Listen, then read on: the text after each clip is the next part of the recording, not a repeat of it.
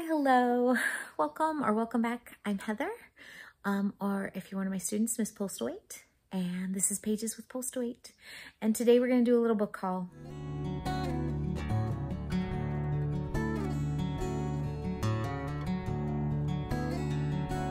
So I'm just going to kind of show you all the books that I've gotten since about mid-December through here, the end of January.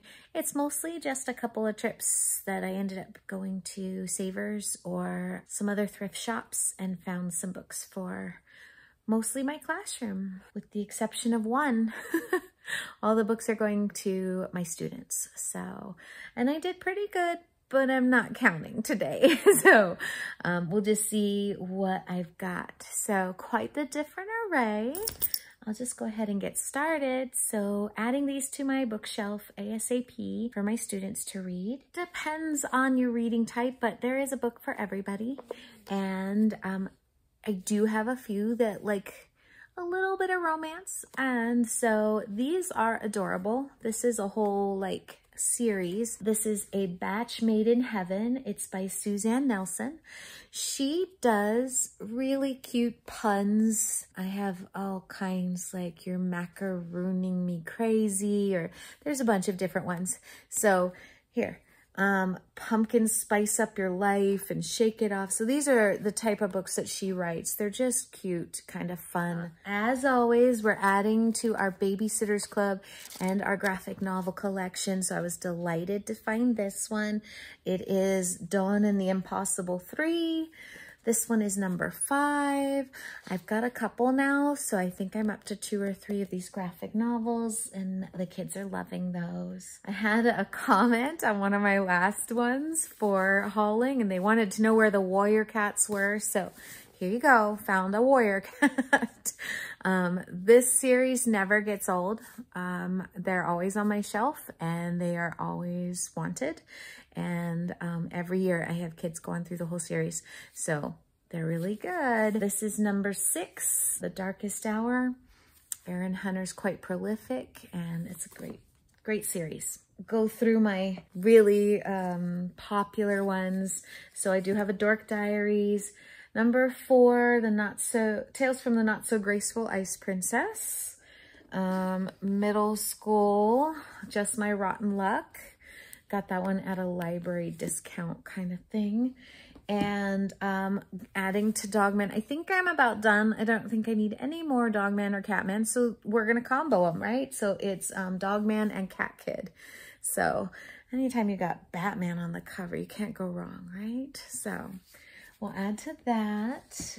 I talked before about a book that was written in text messages, and this is kind of one of the authors that started the middle grade and YA kind of one. I'm gonna read this one before I put it on my shelf because I just want to check age level. This is a uncorrected proof that is not for sale that somehow I bought.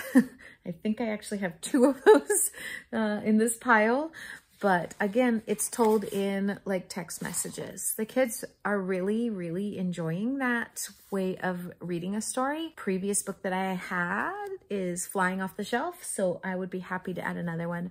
I'm just gonna check it, so I will read that one before I put it on my shelf. I was delighted to find this one. I'm gonna read this one because I wanted it. I do believe this is one of the banned books that was getting some attention last year, but I will double check that. This is The Stars Beneath Our Feet.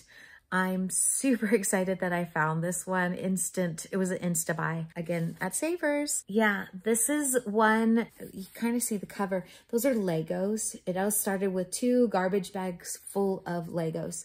I'm sorry, I'm blind. Or maybe it was Jermaine dying, or that fight they had before Maine got shot. Lolly's having a hard time knowing how to be without his older brother around. Seems like he's either sad or mad, and the things that helped him most is building. His mom's girlfriend gave him 2 huge bags of Legos, and Lolly's working on a project so big it outgrows his apartment. But there are dangers outside, older guys who harass Lolly and jump him and his friend Vega. What would Jermaine want him to do? get with a crew and take revenge, or build a different kind of world for himself. Lale's going to have to figure this one out on his own. I'm really looking forward to this one. I've been hearing some really good things about it. Thrilled that I found it. I know I've talked about this before. I found another one. I think this is my third or fourth of these campfire weenies. This is the Curse of the Campfire Weenies.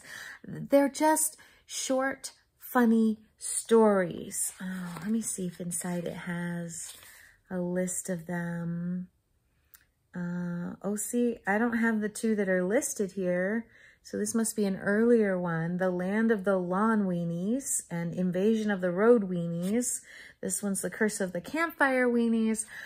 I know I have several of these and they fly off my shelf because they have a funny title and they're just a bunch of short, silly stories. So they're really good for kids that don't love to read because they're silly. And, you know, once you read a chapter, you've kind of read a story, you can put it down, come back to it. You don't have to remember anything.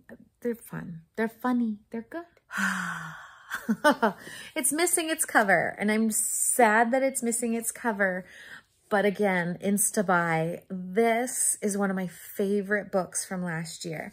This is The Last Quintista. It's by Donna Barbara Higuera. Oh my gosh, I love this lady. I love her books. I love her books. She's coming to the Festival of Books that is coming in a couple of months, and I cannot wait to see her, and I cannot wait to get some books signed by her. But the funny thing was, the book may be missing a cover, but it was obviously owned by someone who's a little bit like me because it's all tagged up and tabbed and notes, and I'm like, done. I want this highlighted. I was so happy for this. So I don't know if it's going on my shelf or not. I would love to share it with my students. And I don't have one on my shelf right now, so this is probably the one that's going to go on there.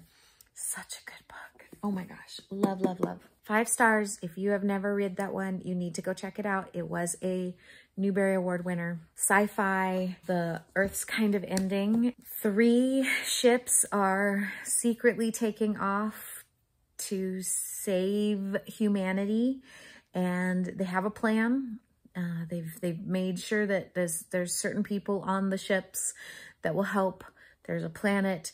It's like way far away, so we're going into cryo sleep or whatever.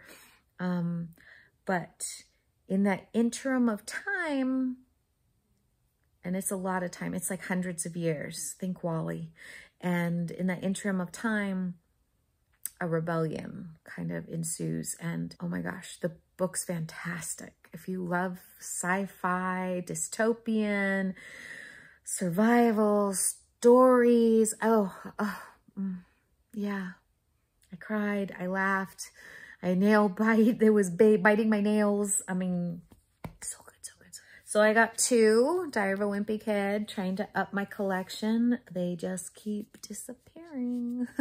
So we've got the Meltdown and Double Down hardback. This one's paperback, so I'm gonna have to cover it. But yep, hard pressed to keep those on the shelf. Here's the other not for sale uncorrected proof, and yet I have it now. This is the series that I've been reading that I have absolutely been loving, by Anne-Claire Lazoit, about settlers in Martha's Vineyard, who are kind of the beginning, the predecessors who started ASL as we know it, and their communities were part hearing, part deaf. I've loved this series. I'm very excited to read the 3rd one. I kind of got disappointed. I heard a few people not liking this one, which that makes me so sad, because Show Me a Sign and Set Me Free were fantastic, fantastic. So I will read it. I'll let you know. So that one's not going on my shelf yet, but it will. The one, I'm just going to get out of the way, the one that is not going on my shelf because it's not for anybody, it's for me. And I know I got this one at Bookman's, and it says, She's Not There, Life in Two Genders. This is by Jennifer Finney Boylan, who is the co-author with Jodi Picoult on Mad Honey. If you've read that one, I was blown away with that book, and I have been looking for her books. I've checked several of them out of the library and I just haven't gotten to them, and so I own a copy, and now they can't haunt me and tell me that I have to return my books. So that one's for me, and I'm delighted to have it and cannot wait to get reading. This one also, these two were for sure other Bookmans. V.C. Schwab is also Victoria Schwab. When she writes, I think with her full name like this, it's for middle grade and YA. When she uses her initials, it's adult, just to kind of tell the difference for the books that she's writing. This is City of Ghosts, and I know my students are going to love this. So I was really excited to find it. Kind of a haunted girl on an adventure like no other. I think she talks to ghosts. Yes. So our main character, Cass, basically almost drowns, makes a connection with the other side, and then that connection kind of haunts her and she moves to another city and chaos ensues. So very much looking forward to this. I am going to read it before I put it on my shelf because I'm not sure on this one of age level, but it's Scholastic. I think my kids will love that one. This is Sal and Gabby Break the Universe, multiple awards, and is a Rick Riordan Presents. I swear I have a copy of this somewhere and I can't find it anywhere. So when I saw this, I went ahead and grabbed it. We're doing the A to Z book challenge, and so we're looking for names in titles, and so when I saw this one, I'm like, well, we need this one. It will help us because G's are not as easily available as you might think. That is why I grabbed this one, besides the fact that it's a great book. Of course, I've been looking to get a copy on my shelf. I think I found the second one, and I've been waiting to try and find the first one. Mercy Suarez Changes Gears, by far my favorite series that I read last year. Adore. I think this needs to be in every middle school classroom, like for the kids to have access to it, and I cannot wait to get it into the hands of my kids. And oh, a name. Love it. So, fantastic book. I've talked about it multiple times, so I'm not going to talk about it again. And this is a Newbery Award winner, even though it doesn't have the sticker on it. It is an award winner. Okay, we're down to 3 left.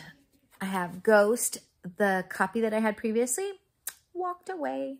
So this is a whole series. It's fantastic. Kind of follows a bunch of track kids.